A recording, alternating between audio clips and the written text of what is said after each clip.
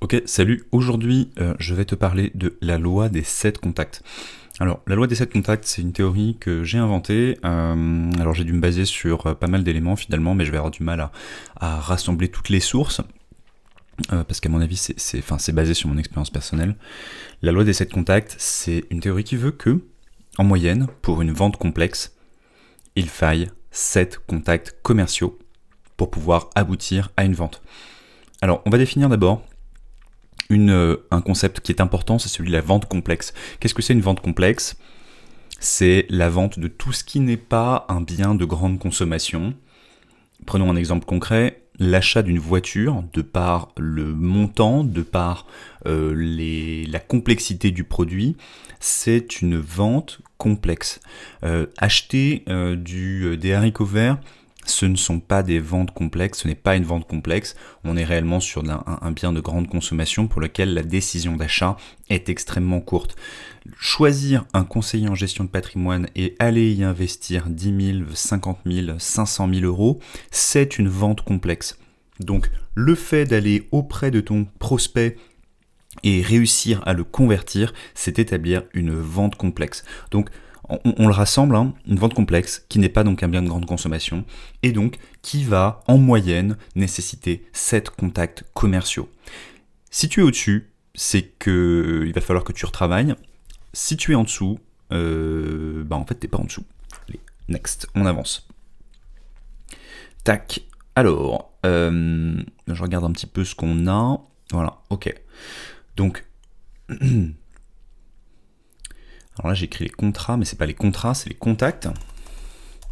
Qu'est-ce que c'est ? On va définir tout de suite là. Qu'est-ce que c'est un contact commercial en l'occurrence ? C'est le cœur de notre sujet. C'est effectivement les interactions ou alors les actions, les moments où ton prospect va entendre parler de toi, interagir avec toi, voir quelque chose de toi en l'occurrence. Donc un contact commercial, ça peut être un ensemble de choses.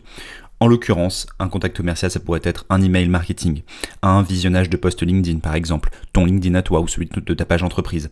C'est une invitation à un événement, évidemment c'est un contact commercial. Une publicité qui traite de ton service ou alors de toi, de ton personal branding. Une recommandation qui est faite par un apporteur d'affaires ou faite par un client à propos donc de ton service ou alors de ta qualité à toi. C'est évidemment un rendez-vous téléphonique ou un rendez-vous physique.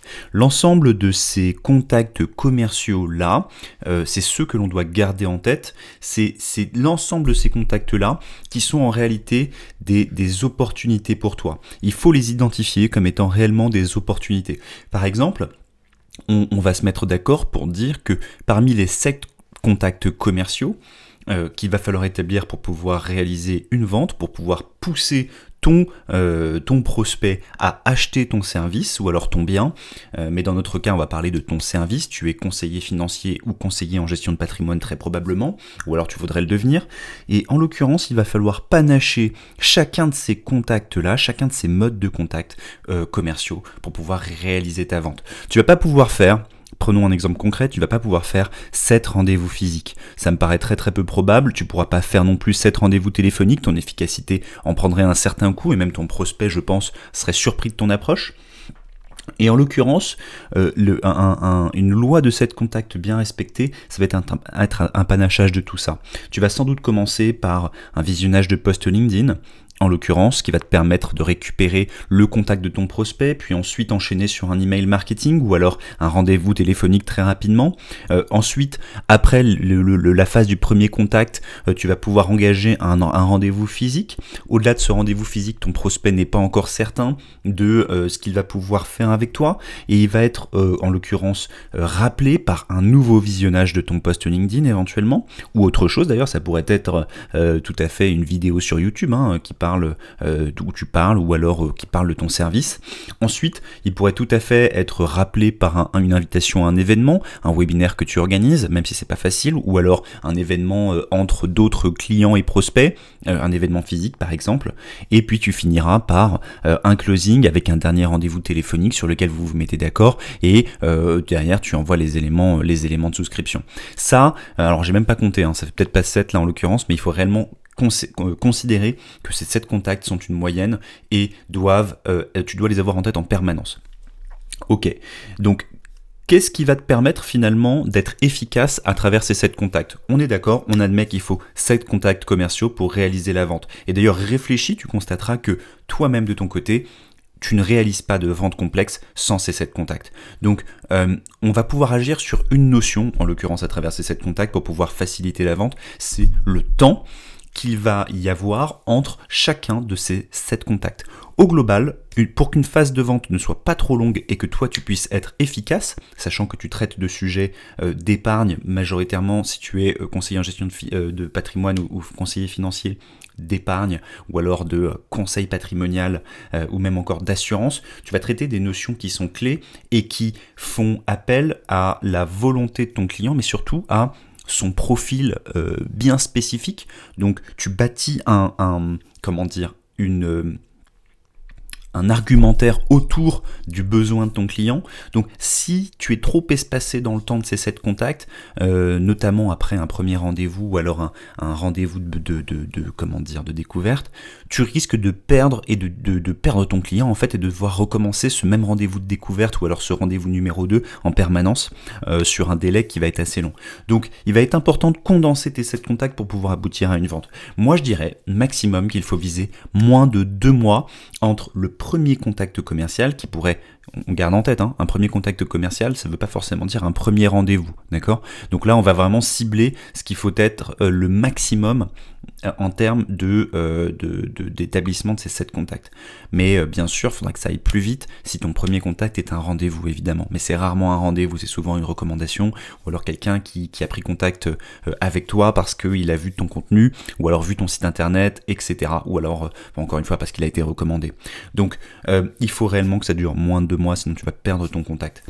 Tu vas perdre ton prospect, tu ne le convertiras pas en client de manière efficace. Et en l'occurrence, tu peux agir sur le délai qui sépare ces 7 contacts. J'ai dit encore une fois moins de 10 semaines, moins de 2 mois en gros.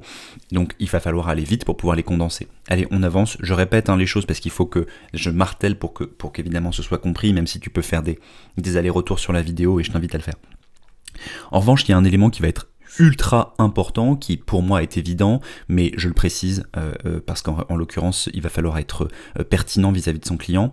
Tu n'es pas là, ok, il faut 7 contacts, il faut les faire rapidement, mais tu n'es pas là pour écrire ou alors faire n'importe quoi pour à tout prix obtenir ces 7 contacts. Il faut qu'il y ait une notion qualitative sérieuse là-dessus. 7 contacts commerciaux, évidemment, tu vas gérer ton timing pour pouvoir adresser de la valeur gratuite. Évidemment, c'est de la valeur gratuite. Quand on parle d'une publicité qui est bien faite, c'est une publicité qui va mettre en avant les qualités ou alors le besoin de ton client, c'est de la valeur gratuite. Lorsque tu postes sur LinkedIn, tu apportes de la valeur gratuite et si tu ne le fais pas, je t'invite à le faire. La valeur gratuite, ça peut avoir plusieurs formes. Ça peut être des conseils très génériques, ça peut être des présentations de certaines solutions, qu'elles soient financières, patrimoniales ou encore une fois assurantielles. Ça peut être aussi des échanges que tu peux avoir avec d'autres professionnels. Donner ton point de vue est une valeur gratuite, c'est évident puisqu'en l'occurrence, tu as peut-être travaillé pendant des dizaines de milliers d'heures à ton métier de conseiller en gestion de patrimoine ou conseiller financier. À travers la valeur gratuite, alors je vais reprendre tout ça rapidement en synthèse après. À travers ta valeur gratuite, tu vas créer ce qu'on appelle un call to action. Le call to action, le CTA, en l'occurrence, c'est ce qui va te permettre de pouvoir capter ton prospect, capter le lecteur ou l'auditeur, de sorte à ce qu'il puisse interagir avec toi. Pour ça, il va falloir proposer de la valeur gratuite. Je t'invite à regarder nos autres vidéos sur YouTube pour ça, où on parle de ces sujets-là. Donc, ta valeur gratuite, encore une fois, on revient là-dessus, que tu vas proposer, alors, en amont à travers tes posts ou alors tes contenus, etc. gratuits et accessibles facilement, le call to action va envoyer vers de la valeur gratuite additionnelle ou alors une prise de rendez-vous, c'est ça que j'aurais dû dire, ou alors une prise de rendez-vous directement, c'est la notion de passage à l'action. C'est-à-dire, ok, maintenant que tu as compris comment est-ce que fonctionnent mes services, je t'invite à prendre rendez-vous avec moi. Et après, derrière, il doit y avoir la vente.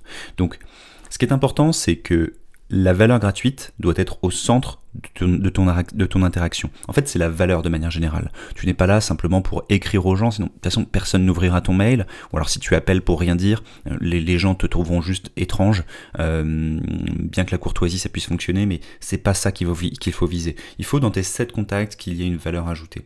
Donc je vais revenir là-dessus rapidement. Où est-ce que tu vas pouvoir ajouter de la valeur? Tu vas pouvoir l'ajouter dans un email marketing qui est bien fait, avec de la valeur effectivement, un post LinkedIn évidemment, dans une publicité qui est bien faite encore une fois, une invitation à un événement, ça peut être l'occasion de discuter de l'actualité des marchés financiers, discuter des nouvelles lois de finances en l'occurrence, de la nouvelle loi de finances, c'est de la valeur gratuite encore une fois.